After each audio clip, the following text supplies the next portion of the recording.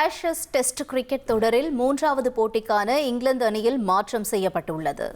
Ashes தொடரில் மூன்றாவது test போட்டிக்கான இங்கிலாந்து அணி அறிவிக்கப்பட்டுள்ளது.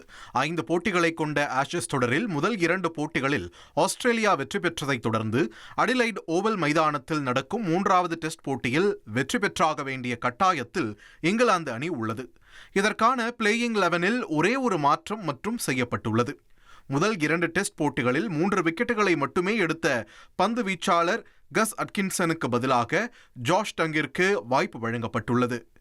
Jack Crawley, Ben Duckett, Ollie Pope, Joe Root, Harry Brook, Ben Stokes, Jamie Smith, Will Jacks, Gus Atkinson, Brydon Carse, Jofra Archer உள்ளிட்டோர் மூன்றாவது போட்டிக்கான பிளேயிங் 11-இல் இடம்பெற்றுள்ளனர்.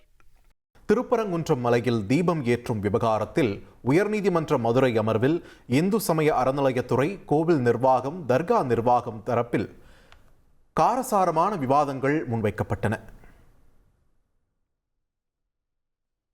திருப்பரங்குன்றம் விவகாரம் தொடர்பான மேல்முறையீட்டு வழக்கு விசாரணையில் தூண் இருக்கும் இடங்களில் எல்லாம் தீபமேற்ற வேண்டுமென்றால் எப்படி முடியும் என்று அறநிலையத்துறை கேள்வியை எழுப்பியது. திருப்பரங்குன்றம் மலையில் தீபம் ஏற்றுவது தொடர்பாக நீதிபதி GR சுவாமிநாதன் பிறப்பித்த உத்தரவுக்கு எதிரான வழக்கு விசாரணையின் போது திருப்பரங்குன்றம் தீபம் ஏற்றும் விவகாரத்தில் கோவில் நிர்வாகத்திற்கே முழு உரிமை இருப்பதாக கோயில் தரப்பில் வாதிடப்பட்டது. கோவிலின் பழக்க வழக்கங்களை மாற்ற தனிநபர் கூறியிருக்கிறார். தனிநபர் உரிமையை நிறைவேற்ற முடியாது. தங்கள் வாதங்களை தனி நீதிபதி ஏற்கவில்லை என கோவில் தரப்பில் வாதிடப்பட்டது. தொடர்ச்சியாக திருப்பரங்குன்றத்தில் இருப்பது ஒரே ஒரு தீபத்தூண்தான் என அறநிலையத்துறை வாதிட்டது. தீபம் ஏற்றப்படும் தூண்களில் நாயக்கர்களின் பெயர்கள் பொறிக்கப்பட்டுள்ளன. ஆனால் மலை உச்சியில் இருக்கும் தூணில் அப்படி எதுவும் இல்லை. மலை உச்சியில் இருக்கும் தீபத்தூணிற்கு தீபமேற்றியதற்கான ஆதாரங்கள் உள்ளதா? மனுதாரர் சமர்ப்பிக்காதது ஏன் என அறநிலையத்துறை தரப்பில் கேள்வி எழுப்பப்பட்டது.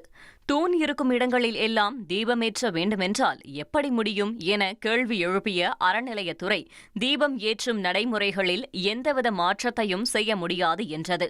இதனையடுத்து தனி நீதிபதி விசாரணையின் போது தங்கள் கருத்துக்களை முழுமையாக கூற முடியவில்லை என தர்கா தரப்பு வாதிட்டது. திருப்பரங்குன்றம் மலையில் தர்கா எல்லை வரையறுக்கப்படவில்லை. கல் தூணில் கடந்த காலங்களில் 2 முறை தீபம் ஏற்ற முயற்சி நடைபெற்ற போது ஆட்சியர் அதை தடுத்தார். திருப்பரங்குன்றம் மலையில் இருப்பது தீபத்தூண் இல்லை என்று தர்கா தரப்பில் வாதிடப்பட்டது. அப்போது தர்காவில் இருந்து 15 மீட்டருக்கு அப்பால்தான் கல் தூண் உள்ளதா என நீதிபதிகள் கேள்வி எழுப்பிய போது 15 மீட்டருக்கு அப்பால்தான் கல் தூண் இருக்கிறது. ஆனால் தனி நீதிபதி அந்த தூண் 50 மீட்டர் தொலைவில் உள்ளதாக குறிப்பிட்டிருக்கிறார் என்று தர்கா தரப்பு வாதம் செய்தது. வாதத்தை தொடர்ந்து வழக்கு விசாரணையை நீதிபதிகள் செவ்வாய்க்கிழமைக்கு ஒத்திவைத்தனர். இனி செல்லும் இடமெல்லாம் செய்தி. தந்தி டிவியின் வாட்ஸ்அப் சேனலை ஃபாலோ பண்ணினா செல்ல இருக்கும் இடமெல்லாம் செய்தி. இதோ QR கோட் இப்பவே ஸ்கேன் பண்ணுங்க, ஃபாலோ பண்ணுங்க.